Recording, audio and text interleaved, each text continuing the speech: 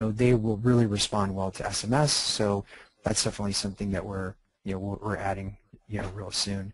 But I think the important thing here is just asking as soon as possible, and then following up with customers. And you have to ask more than once in a lot of cases. That's the other thing we found, is that it's important to ask over a period of time, to ask 2 or 3 times for the people who haven't responded.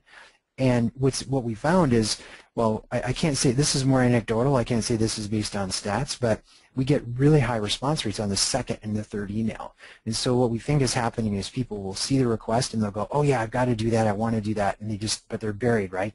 Maybe they just got up in the morning, they're checking their email early, they're off to their day, and then they get the second one a few days later, and they say, oh yeah, that's right, I should do that, and maybe they do it, and then if they still haven't responded in that third email, they go, oh, I've got to just do this. They start to feel guilty, like I just got to get it done. And then you don't want to go past that. You don't want to push it. But I think the multiple follow-ups also helps a lot too.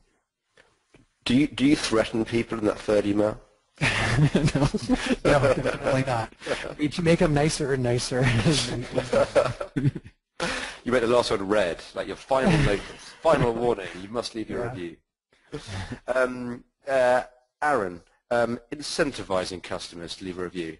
Is that a good idea, Aaron? Don't do it. Yeah, why? You got me? I said don't do it for any reason in any way. I mean, you really have to look at it that the incentive should be great service every time out. How about like a cat? Sorry, Phil, go.